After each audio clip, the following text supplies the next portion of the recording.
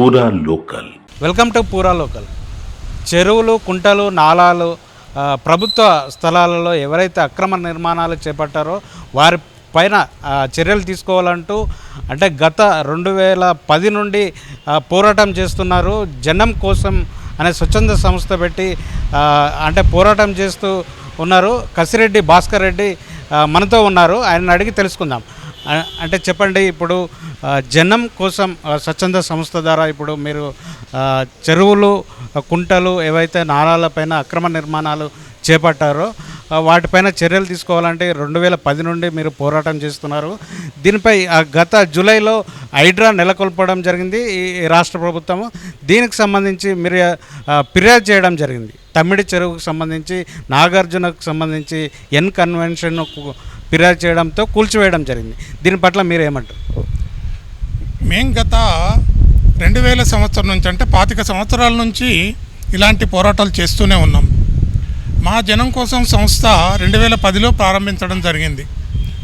ఎందుకు జనం కోసం సంస్థను ప్రారంభించడం అంటే 2000 సంవత్సరం నుంచి 2010 వరకు ప్రజల్లో తిరుగుతున్న సందర్భంలో అనేక చోట్ల చెరువులు కబ్జా కావడం, గొలుసుకట్టు నాలాలు కబ్జా కావడం, ప్రభుత్వ భూములు కబ్జా కావడం, పెద్ద పెద్ద వాళ్ళు అనేక రకాలుగా రూపాలు మార్చి వీటిని 100 ఎకరాలు కబ్జా చేస్తున్న తరుణంలో మా దృష్టికి వచ్చిన తర్వాత వీటి మీద సుదీర్ఘ పోరాటం చేయాలనే ఆలోచన ఆ సందర్భంలోనే వచ్చింది. 2000 నుంచి 2010 మధ్యలో. ఆ సందర్భంగా 2010 లోపల మేము joint council of Chandanagar colonies welfare association ప్రారంభించి అనేక ఉద్యమాలు చేసినాం. అమీన్పూర్ క్వారీల మీద ఉద్యమాలు చేసి ఒక మెమరబుల్ విజయం కూడా సాధించడం జరిగింది.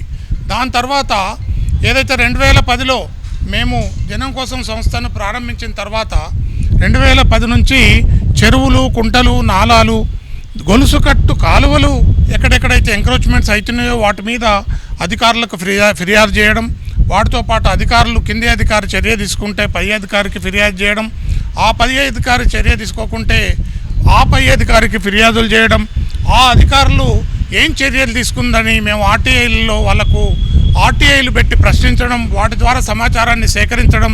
దాని తర్వాత ఏదైతే ఈ ప్రభుత్వ భూములు, అవినీతి అధికారుల మీద ఏదైతే దర్యాప్తు లోకాయుక్తకు ఉంది కాబట్టి లోకాయుక్తలో మేము కేసులు ఫైల్ చేయడం జరిగింది. దాంతోపాటు లోకాయుక్తలో కేసులు ఫైల్ చేస్తూ ఒకవైపు ఈ చెరువులను ఎంక్రోచ్మెంట్ను కాపాడాలనే ఉద్దేశంతో హైకోర్టు అత్యున్నత న్యాయస్థానం, రాష్ట్ర అత్యున్నత న్యాయస్థానాన్ని కూడా మేము ఆశ్రయించడం జరిగింది. వాటిలో అనేక చెరువుల విషయంలో మేము మెమరబుల్ ఆర్డర్స్ కూడా తీసుకున్నాం. ఈ చెరువులు, కుంటలు, ప్రభుత్వ నాలాలు రక్షిస్తే భవిష్యత్తు తరానికి ఉపయోగపడుతుందనే ఒక ఆశయంతో మేము వీటి మీద ముందుకోతున్నాం. దీంతో పాటు పార్కులు కబ్జాలను కూడా మేము అనేక చోట్ల అధికారుల దృష్టికి తెచ్చిన వాళ్ళు చర్యలు తీసుకోకుంటే ఎన్జీటీ దృష్టికి తీసుకెళ్ళి నేషనల్ గ్రీన్ ట్రిబ్యునల్ దృష్టికి కూడా తీసుకెళ్ళి మేము వాటి మీద అనేక చర్యలు తీసుకునే విధంగా మెమరబుల్ ఆర్డర్స్ తీసుకున్నాం. ఎన్జీటీ ఆర్డర్స్ తోటి 2 చందానగర్ అధికారులను కూడా, టౌన్ ప్లానింగ్ అధికారులను కూడా ఏదైతే జిహెచ్ఎంసీ సస్పెండ్ చేయడం జరిగింది. దాంతోపాటు గతంలో ఎంఆర్ఓ సుబ్బారావు అనే ఎంఆర్ఓ ఏదైతే అయ్యప్ప సొసైటీ భూమిని 5 ఎకరాలు దారాదత్తం చేస్తే దాని మీద హైకోర్టుకు పోయి కూడా మెమరబుల్ ఆర్డర్ తీసుకొచ్చినాం. హైకోర్టు వ్యాఖ్యానించింది ఏమనంటే ఈ సుబ్బారావును ఈ రెవెన్యూ వ్యవస్థలో తిరిగి ప్రభుత్వం నియమిస్తే ప్రభుత్వం యొక్క ఉద్దేశాన్ని శంకించాల్సి వస్తుందని ఒక మెమరబుల్ కామెంట్ కూడా చేయడం జరిగింది అప్పుడు జస్టిస్ నరసింహారెడ్డి గారు మా కేసులో. దాని తర్వాత మేము సుదీర్ఘ పోరాటాలు చేస్తున్న సందర్భంలో దాదాపు మా చుట్టుపక్కల ఉన్న షేర్లింగంపల్లి ప్రాంతంలో దాదాపు ఒక 500 ఎకరాల ప్రభుత్వ భూములను కూడా మా జనం కోసం సంస్థ సంరక్షించింది. ఇప్పుడు అంటే హైడ్రా 3 దశలలో ఇప్పుడు ఈ అక్రమ నిర్మాణాలను తొలగించి అంటే 3 దశల్లో చేపడతామని చెప్తున్నారు. అంటే మీ సలహా ఏంది? ఇంకేమన్నా ఇప్పుడు హైడ్రా మొదటి దశలో అంటే కడుతున్న వాటిని కూల్చేస్తాం, 2వ దశలో అంటే నిర్మాణాలు గతంలో నిర్మించిన వాటిని కూల్చేస్తాం, 3వ దశలో అంటే చెరువులను పునర్జీవం ఎట్లా ఉన్నాయో అట్లా తీసుకొస్తామని చెప్తున్నాయి. దీని పట్ల మీ సలహా? హైడ్రా ఏర్పాటు అనేది ఒక మంచి ఉద్దేశంతో చేసింది. రాష్ట్ర ప్రభుత్వం ఈ చెరువులను కాపాడితే, హైదరాబాద్ నగరంలో ఉన్న ఈ చెరువులను కాపాడితే ఈ ప్రజలకు ఒక మంచి వాతావరణం ఇవ్వడం జరుగుతుందనేది ఒక మంచి ఉద్దేశంతో హైడ్రాను ఏర్పాటు చేయడం జరిగింది. ఒక మంచి అధికారి, ఐజీ స్థాయి అధికారి రంగనాథ్ గారిని నియమించి చెరువులను కాపాడడంలో చిత్తశుద్ధితో రాష్ట్ర ప్రభుత్వం తర్వాత హైడ్రా పనిచేస్తుందని జనం కోసం విశ్వసిస్తుంది. ఎందుకంటే మా మొట్టమొదటి ఫిర్యాదు ఎన్కన్వెన్షన్ 14 సంవత్సరాల నుంచి మేము పోరాటం చేస్తున్నాం, బయట పోరాటం చేస్తున్నాం, తర్వాత న్యాయస్థానాలకు ఎక్కినాం, అయినా కూడా ఫలితం తగ్గలేదు. మేము గత నెల 20 తారీఖు ఇక్కడ హైడ్రా కమిషనర్ గారిని కలిసి ఫిర్యాదు చేయడం జరిగింది. 24 తారీఖు నాడు తమ్మిడికుంట హైటెక్ సిటీ సమీపంలో ఉన్న ఎన్కన్వెన్షన్ను, దాన్ని చెరువులో ఉన్న ఎన్కన్వెన్షన్ హీరో అక్కినేని నాగార్జున నిర్మించిన అక్రమ నిర్మాణాన్ని భూస్థాపితం చేయడం జరిగింది. అయితే హైడ్రా ఏదైతే చేస్తుందో చాలా చక్కగానే ప్రణాళిక బాగానే ఉంది. ముందు కూల్చివేతలు, ఆ తర్వాత ఆ చెరువును పునరుద్ధరించడం, దాన్ని సుందరీకరణ చేయడం, తర్వాత దాంట్లో మురికి నీరు రాకుండా చేయడం, అభివృద్ధి చేయడం అంటే అదే. మళ్ళీ ఆ చెరువు అన్యాక్రాంతం కాకుండా, ఎంక్రోచ్మెంట్స్ కాకుండా ప్రణాళికాబద్ధంగా చేస్తే తప్పకుండా రాష్ట్ర ప్రభుత్వం కృషి, తర్వాత హైడ్రా యొక్క ఏదైతే ఈ చేస్తున్న కృషి సఫలీకృతమవుతుంది. ఇది భవిష్యత్తులో హైదరాబాద్ నగరాన్ని సుందరంగా తయారు చేయడానికి ఒక అవకాశం ఉంటుంది. మనం ఈ మధ్య చూసిన ఒక ఉపద్రవం వాయనాడులో వచ్చింది. వాయనాడులో ఎందుకు ఉపద్రవం వచ్చిందంటే అక్కడ అన్ని వ్యవస్థలు భ్రష్టుపట్టిపోయినాయి, వాతావరణాన్ని భ్రష్టుపట్టించారు, గుట్టలను పేల్చేసిర్రు, అక్కడున్న చెరువులను కనుమరుగు చేసిర్రు. కాబట్టి వాయనాడులో అంత పెద్ద ఉపద్రవం వచ్చింది, అంతమంది బలయ్యిండ్రు అనేది జనం కోసం విశ్వసిస్తున్నది. అంటే ప్రస్తుతం హైడ్రా ఆఫీస్కి వచ్చి రంగనాథ్ గారిని కలిసిండ్రు, అంటే ఇంకా ఎన్ని ఫిర్యాదులు ఇచ్చారు, దాని పట్ల మీరేమంటారు? మా మొట్టమొదటి ఫిర్యాదు తమ్మిడికుంట చెరువును ప్రొటెక్ట్ చేసింది హైడ్రా. మేమిచ్చిన ఫిర్యాదును ఆధారంగా చేసుకొని ఎన్కన్వెన్షన్ మీద చర్యలు తీసుకున్నది. అంత భారీ ఎత్తున అంత చర్యలు తీసుకున్నందుకు మా జనం కోసం 14 సంవత్సరాల మా పోరాటం ఫలించింది. అయితే పెద్దవాళ్ళను ముందు కొట్టాలి, మా జనం కోసం కూడా అదే. పెద్దవాడు వ్యాపారం చేసుకోవడం కోసం దాంట్లో పెద్ద పెద్ద కట్టడాలు కట్టి భారీ ఎత్తున నిర్మాణాలు చేసి 5, 10, 20 అంతస్తులు కట్టి అమ్ముకొని నిర్మాణాలు చేసి డబ్బు సంపాదించడానికి పోతున్న వాడిని మొదలు కొట్టాలి. అందులో భాగంగానే మాది ఈరోజు 2 చెరువుల మీద ఈరోజు హైడ్రా కమిషనర్ గారిని కలవడం జరిగింది. వారికి నల్లగండ్ల పెద్ద చెరువు అని ఉంటుంది, నల్లగండ్ల షేర్లింగంపల్లి ప్రాంతంలో. దానికి సంబంధించి ఏదైతే ఉందో ఆ చెరువులో అపర్ణ ఏదైతుందో నల్లగండ్ల పెద్ద చెరువులో అపర్ణ సైబర్ లైఫ్ అనే పేరు మీద భారీ ఎత్తున నిర్మాణాలు చేసి అక్కడ సుందరీకరణ పేరు మీద సుందరీకరణ అతనికే ఇచ్చారు. కంచే చేను మేసినట్టు ఒక అధికారి దానికి రక్షణ కల్పించాలి, కానీ అధికారి ఏం చేసిండు, ఆ పక్కకున్న అపర్ణవాడు వ్యాపారం కట్టుకొని బౌలంతస్తులు కట్టుకొని వ్యాపారం చేసుకుంటాడు. పక్కకున్న పట్టాభూములలోకి వచ్చి చెరువులోకి వచ్చి ఒక 6-7 ఎకరాలు కాంపౌండ్ వాళ్ళు భారీ ఎత్తున కాంపౌండ్ వాళ్ళు పెట్టి లోపల నిర్మాణం చేసి దాన్ని పూర్తి స్థాయిలో ఆక్రమించుకున్నాడు. కాబట్టి పెద్దవాడిని ముందు కొట్టాలి. ఆ పెద్దవాడిని కొట్టాలనే అందులో భాగంగానే ఈరోజు అపర్ణ సైబర్ లైఫ్ మీద ఫిర్యాదు చేయడం జరిగింది.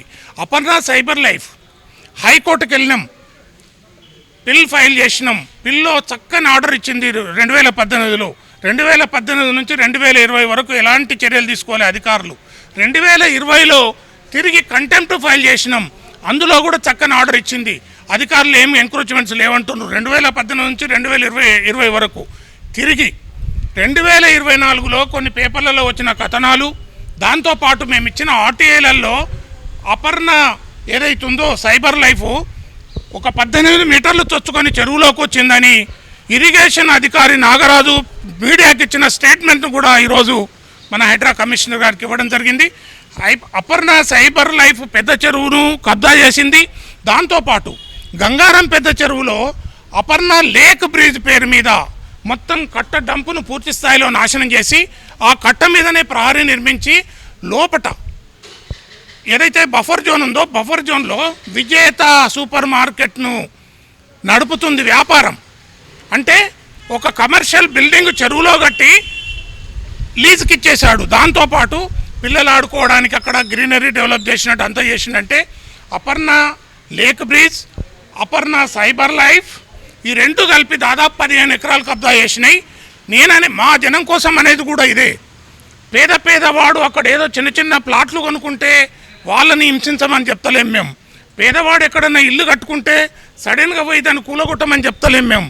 పెద్దవాడు తెలిసినవాడు వ్యాపారం పేరు మీద Aparna, cyber life, lake view, lake బ్రిడ్జ్ల పేరు మీద పక్కకున్న చెరువు పక్కన భూములు కొని చెరువు లోపలికి చొచ్చుకొని వచ్చి చెరువు లోపలికే వాని డ్రైనేజీని కూడా వదులుతుంటే ఎట్లా? ప్రభుత్వాలు ఎందుకు చర్యలు తీసుకుంటలేదు?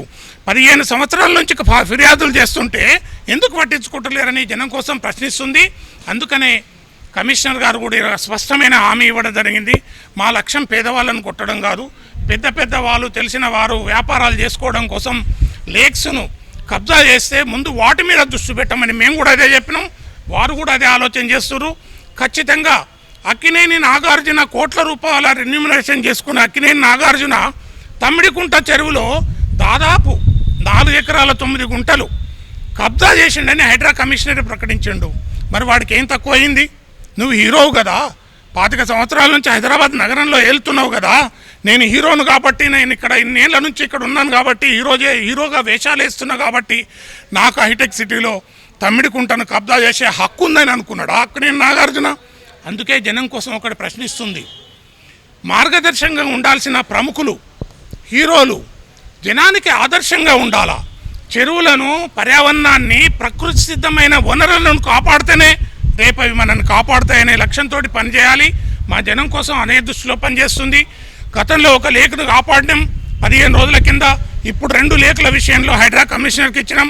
ఈ 2 లేకులు కూడా ప్రొటెక్ట్ చేసి, ఆ 2 లేకులను ప్రొటెక్ట్ చేసి, ఒకటి నల్లగండ్ల పెద్ద చెరువు, అదే ఇంకొకటి గంగారం పెద్ద చెరువు, ఈ 2 చెరువులను లేక్ వ్యూలు, లేక్ బ్రిడ్జ్లు, లేకపోతే లేక్ సైబర్ లైఫ్ల పేరు మీద ఎవరైతే కబ్జాలు చేస్తున్నారో వాళ్ళ పైన క్రిమినల్ చర్యలు తీసుకొని ఈ లేకును పునరుద్ధరించాలని జనం కోసం డిమాండ్ చేస్తున్నారు. ఇప్పుడు హైడ్రా అంటే కూల్చివేతలు చేస్తున్నారు, దీనికి పర్మిషన్లు ఇచ్చారు అధికారులు, అంటే గవర్నమెంట్ జిహెచ్ఎంసీ కానీ వేరే అంటే ఎంఆర్ఓ, రెవెన్యూ డిపార్ట్మెంట్ కానీ, ఇలా వాళ్ళపైన చర్యలు తీసుకోవాలని అంటే ప్రజల నుండి డిమాండ్ అయింది. గత 2-3 రోజుల క్రితం 6 పైన కేసులు నమోదు చేశారు. దీనిపై మా డిమాండ్ కూడా ఇదే. మేము మొదటిసారి ఒక హైటెక్ సిటీ ప్రాంతంలో శిల్పకళా వేదిక, శిల్పారామం ముందలున్న ఏదైతే ఈ లేక్ ఉందో తమ్మిడికుంటను కాపాడమని ఇచ్చినాం ఫిర్యాదు ఆధారాలతోటి. మేము గతంలో లోకాయుక్త ఆదేశాలతోటే గతంలో టీఆర్ఎస్ ప్రభుత్వం సర్వే చేసినామని అన్నది. అదే ఆధారాలతోటి మేము హైడ్రా కమిషనర్కి ఇస్తే తమ్మిడికుంట లేకును కాపాడినరు.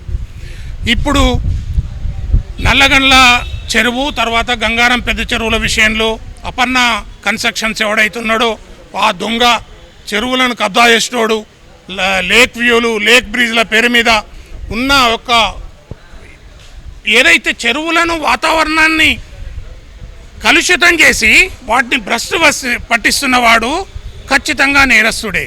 వాళ్ళ మీద చర్యలు తీసుకోవాలి. దాంతోపాటు ఎవరైతే అధికారులు ఇక్కడ చూస్తూ మిన్నకుండిపోయారో, కంచె చేను వేసినట్టు అధికారి కాపాడాల్సిన అధికారి పర్మిషన్లు ఎందుకు ఇచ్చిండు, వాళ్ళ మీద కూడా చర్యలు తీసుకోమని మా 2వ కాంప్లైంట్ 2 చెరువుల మీద, 3వ కాంప్లైంట్ అతి త్వరలో ఇదే హైడ్రా కమిషనర్ గారికి 3వ కాంప్లైంట్ ఏమి ఇవ్వబోతున్నామంటే, చెరువుల్లో అనుమతిచ్చిన అధికారులు వాళ్ళను అనుమతులు ఇచ్చిన ఆధారాలతో సహా 3వ ఫిర్యాదు ఖచ్చితంగా హైడ్రా కమిషనర్కు మా జనం కోసం చేస్తుంది. ప్రస్తుతం ఇప్పుడు అంటే పేదలు కూడా అంటే ఆక్రమించి కట్టుకున్నారు, వాళ్ళు అంటే ఇప్పటికే నోటీసులు ఇవ్వడం జరిగింది. వాళ్ళు భయాందోళనలో ఉన్నారు. అంటే ఇప్పటికే చాలామంది ఇబ్బందిగా గురవుతున్నారు. దీనిపై మా జనం కోసం పేదవాడి పుట్టగొట్టమని కాదు, మా జనం కోసం చెరువులను కాపాడమని చెప్తుంది. ఎన్ని 25 సంవత్సరాలని తిరగని ఆఫీసు లేదు, కలవని అధికారు లేడు, కలవని రాజకీయ నాయకులు లేడు. మమ్మల్ని పిచ్చోళ్ళని చూసినట్టు చూసిరు ఇంతకాలం. మా శ్రమ 15 సంవత్సరాల మా కృషి ఫలించింది కదా, మా పోరాటం నిజాయితీతో కూడుకున్నదని అధికారులు గ్రహించారు, న్యాయస్థానాలు కూడా గ్రహించినాయి. ఈ 10 ఏళ్ల నుంచి న్యాయస్థానాలు ఆదేశాలు ఇస్తున్నా కూడా అధికారులు ఎందుకు చర్యలు తీసుకుంటలేరు? అయితే ఇక్కడ ఒకటి ఉన్నది. ఒకవేళ చెరువు కబ్జా చేసి ఒక బిల్డరు బహుళ అంతస్తుల నిర్మాణం చేసి పేదవాళ్లకు, మధ్యతరగతి కుటుంబాలకు అమ్మిండి అనుకోండి, ఒకవేళ వాటిని కూలగొడితే వెంటనే ఆ బిల్డర్ను కూర్చుండబెట్టి వాని దగ్గర పరిహారము లేదా ప్రభుత్వం కూడా కలిపి ఆ మధ్యతరగతి ఎవరైతే నష్టపోయిన వాళ్ళకు పరిహారం ఇవ్వాలి. లేదా ఎక్కడైనా గుడిసెలు చిన్న చిన్న ఇండ్లు కట్టుకొని ఉన్నారనుకోండి, వాళ్ళకు ప్రత్యామ్నాయంగా డబుల్ బెడ్రూమ్ ఇవ్వాలి. వాళ్ళకు తప్పేముంది? ఒక చెరువు మీద ఒక 100 కోట్లు ఖర్చు పెడితే ప్రజల సొమ్మే కదా. ఒక చెరువు కాపాడితే 3-4 కిలోమీటర్ల రౌండప్లో భూగర్భ జలాలు పెరుగుతాయి, మంచి వాతావరణం వస్తుంది, మనకు ఆరోగ్యాలు బాగుపడతాయి. ఈ బాగు కోసమే కదా ప్రభుత్వాలు పనిచేస్తున్నది. అందుకని ఒక చెరువు మీద ఒక 100 కోట్లు ఖర్చు పెడితే తప్పేం లేదు.